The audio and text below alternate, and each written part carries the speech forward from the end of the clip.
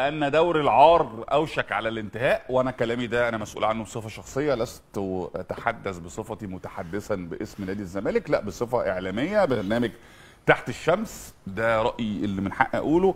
هذا هو دوري العار، دوري تم تفصيله لفريق معين، دوري أو سياسة عامة كلها عايزة تقضي على الكرة الشعبية في مصر، بداية من الإسماعيلي اللي انهار بفعل فاعل.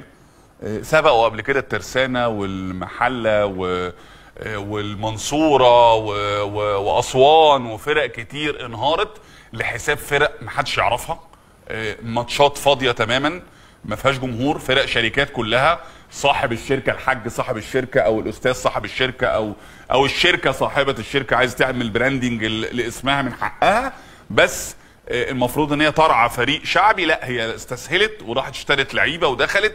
بقى عندك دوري خالي من الجماهير، دوري في طريقه للانهيار ان لم يكن انهار بالفعل، باعتراف العالم كله. الفيفا تم اتقال يعني الله اعلم مدى صحه المعلومه ان هو الدوري الاضعف في المنطقه، ولسه هتفضل تضغط على الزمالك وتضغط على الاسماعيلي وتضغط على ما تبقى على الاتحاد السكندري وعلى ما تبقى من فرق شعبيه، وتسيب الاهلي احتراما يعني ان هو طبعا انت بيتعمل له حساب قوي بجماهيريته، ورغم ان جماهيريه الزمالك لا تقل ان لم تكن تزيد، وده حق كل واحد يشوف نفسه الاكتر. ممكن جمهور الاتحاد السكندري يشوف ان هو اعظم جمهور في الدنيا، قلناها مليون مره، انا بشوف ان الزمالك اكبر قلعه رياضيه في مصر، انا حر.